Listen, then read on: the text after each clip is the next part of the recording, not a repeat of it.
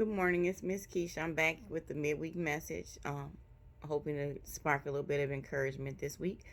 I'm going to be using Jeremiah 29 as my base, and I just want to let everyone know that no matter what you're going through, no matter what you've done in your past, no matter what you're doing with your present, no matter where your mind is at right now, if you're unsure of your present circumstances, if you're unsure of your relationship with God or where your faith is at, um, even if you're unsure whether God is for you, whether you're sure if you're going to believe or in going to be a believer and pursue that relationship or not, whether you have treated people wrongly, whether you treated yourself wrongly, whether you've been greedy, um, whether you've just been an all around bad person, it's never too late. It's never too late to change. It's never too late to pursue God. He's gonna be there for you.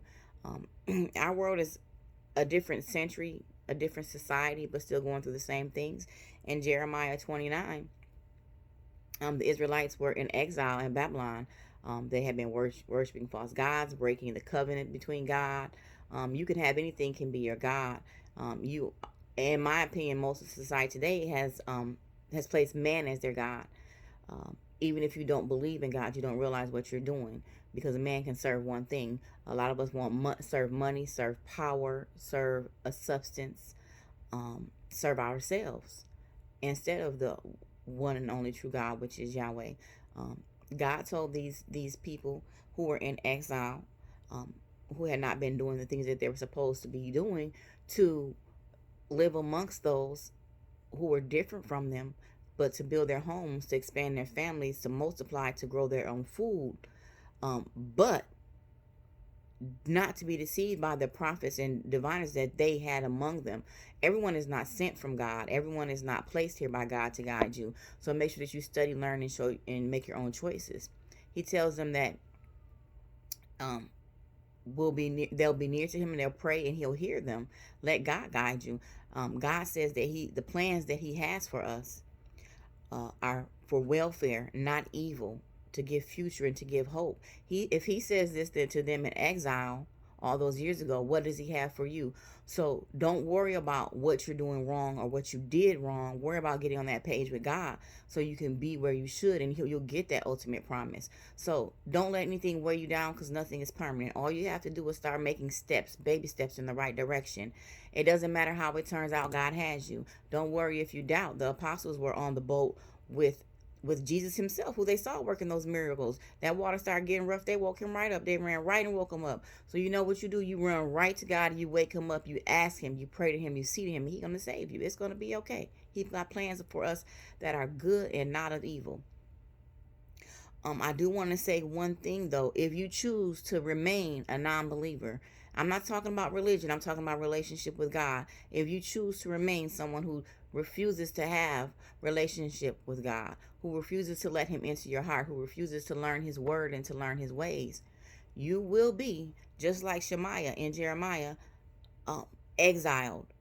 He tells him, because he went against the prophecies that Jeremiah was spreading. He tried to stand against God's word. He tried to deceive those to continue worshiping those false gods and continue breaking God's covenant. And God let him know the rest of them here who are trying, who are making an effort, who are in covenant with me, who are trying to worship and be good with me, the rest of them here, they're gonna have good hope, no evil. That's what I have in the future for them. So you're gonna have that. But if you want to be like Shemaiah and you want to be stubborn, you want to remain an atheist, you want to remain a non-believer, you want to remain walking in yourself and not of God, you will be exiled forever. Your line will end. You will not live forever. Your lineage will not see the joy of the Lord. You will not have a place of peace. You will not have a place of hope. So make your choices carefully. To me, what Jeremiah is telling us, Jeremiah in 29, that does apply to today's world, because what do we are we are having babies all over the place. We're not taking care of our children. We're not working the ground that God has given us. We're not walking in the path that he set before us. We're not learning his ways. We're not in relationship with him. But we can be. And no matter what you are doing or what you have done, he's letting you know, if they were in exile, they were worshiping false gods, praying to gold statues, acting a whole fool, and God can tell them, I have nothing but plans for good for you. He has nothing but plans for good for you either, honey. He has nothing but good planned for you. Just follow him. Just learn. And don't be deceived by people that are standing there like me or any other person. And don't let someone tell you what you can find out for yourself. Everything that you hear from anyone that you listen to, any preacher, any pastor, any prophet, any deacon, deaconess, whatever they call themselves, whatever they're presenting themselves as, you seek and find and gain your own knowledge and understanding. Don't let someone else lead you, because you and God will be just fine. It's good to study, it's good to learn, it's good to surround yourselves with those who love him, but don't be deceived, because everybody doesn't love him and some are trying to trick you and get you on the wrong path. Study, pray. He said if you come to him and pray, he will hear you.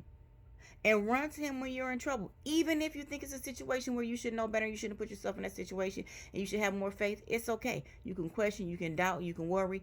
Run to God with it. He got you, just like Jesus had them. Have a blessed day, y'all. Thank you.